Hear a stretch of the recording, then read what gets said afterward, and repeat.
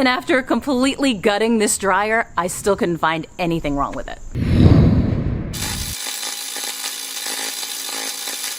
I started to notice that my electric dryer, which is really only about 4 or 5 years old, doesn't seem to be drying as well as it used to. I frequently have to re-dry things, put it on a whole nother cycle because everything is still damp at the end of the cycle, which is just aggravating, and it takes a lot of time, and it takes a lot of extra energy that shouldn't be necessary. I know the belt's not broken because it still tumbles just fine, so it's gotta be something else. Now, my first thought was that maybe the heating element in the dryer is starting to go bad. But it turns out that the heating element either works or doesn't work. It doesn't go bad slowly. And it is still getting warm in there. So I think the more likely issue here is that something is blocking the vent system so that that moist air gets trapped inside the dryer and the clothes never really get fully dry. Now, I do actually frequently clean out my dryer vents, and in fact I've done a couple of videos about how to do that when you have a long distance to go from the dryer to the outside of the house.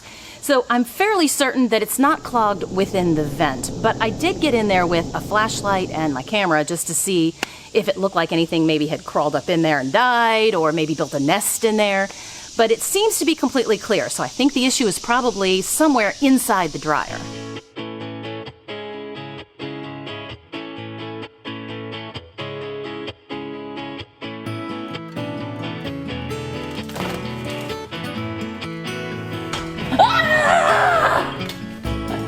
Just kidding. Yeah, I don't feel anything in there. Well, there's nothing obstructing that, so that's good. All right, always make sure it's unplugged before you do anything like this.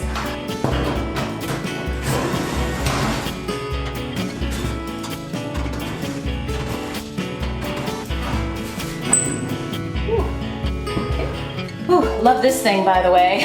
This thing is awesome. Gyroscopic screwdriver from DeWalt. I'm not even sponsored by DeWalt. I just freaking love this thing.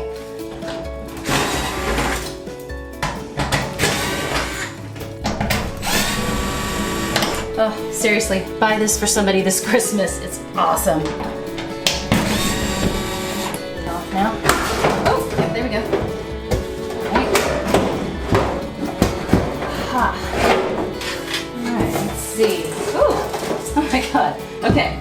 Pencil, screw, safety pin, oh, an earring, another safety pin. Oh my gosh, that's for my sunglasses. A tiny little nail. This is my life, by the way. This is a good story of my life right here. Fan spins. Seems like it's unobstructed, so that's good. See, there is some stuff in here. Okay, so we'll get that out. Otherwise, it's actually pretty empty. By the way, this flashlight is another great Christmas gift. Check this out.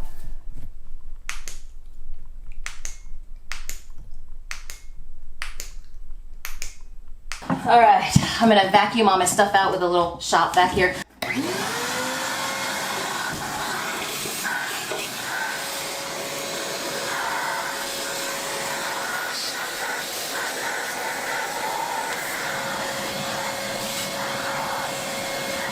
This right here is the heating element, and although I don't really want to mess with it too much because it is still heating, and you know, if it ain't broke, don't try to fix it.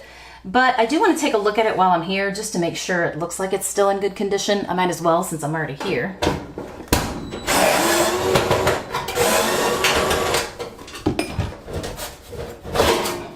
Oh, okay.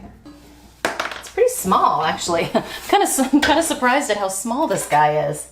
But it doesn't look like there's any breaks, as far as I can tell. Since I've already gone this far with it, I'm gonna test this sucker for continuity. Testing for continuity, which you do with a multimeter, is just a way of confirming that electrical current can get from one end of the heating element to the other. Sometimes heating elements are made up of two separate coils, so it's possible for one to go out while the other one still works, so you'll get heat, just not as much heat. In my case, they appear to be one complete coil, so I don't think this is the issue with mine since it's still heating, but I'm gonna try it out just to make sure. First thing I have to do though is remove it from the whole appliance, which is a little bit tough. I don't want to break anything in here for sure. Ow! Oh, cut my finger open, look at that. Lovely. All right, now this is our multimeter, and it's got these probes that come with it, and you may need to read your instructions for your particular multimeter because they're all a little bit different. But for mine, you put the black probe into that, you put the red probe onto this side over here, and then mine actually has a sound setting to test for continuity, so I switch it over to the sound. I'm just gonna set this up right here so you guys can see it. Then you touch these guys to the terminals here on the heating element, and if it makes a sound, that means there is continuity.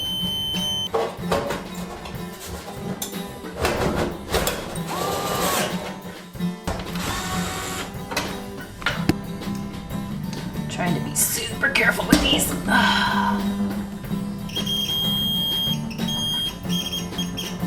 that one's good.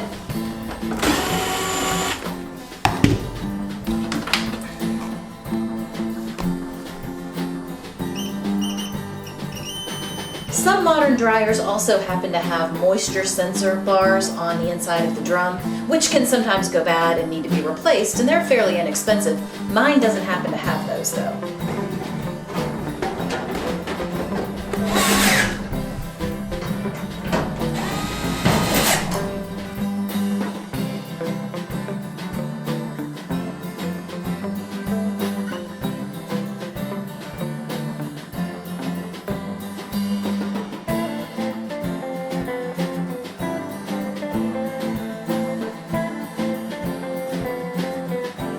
At that point, I had checked everything you could possibly check on a dryer to figure out what was wrong and couldn't find a damn thing wrong with this. Everything about it is functioning completely normally.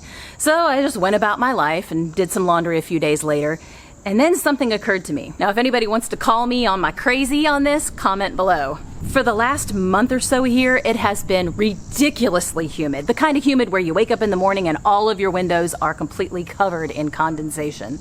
And I realized that every time I found laundry that was still damp in the dryer after having been run, it was usually the next morning because I didn't take it out the same day, or maybe I waited a couple of days.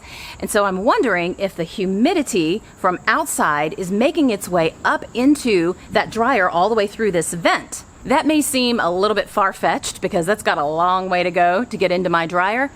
But if you knew how humid it was here, it wouldn't seem like it was that crazy. Now my first thought, ooh, accidentally turned the dryer on. Woohoo, it's a whole different kind of video now. Oh, nothing, I'm filming. Don't come in here, don't come in here. Oh God, I hope my daughters never watch this.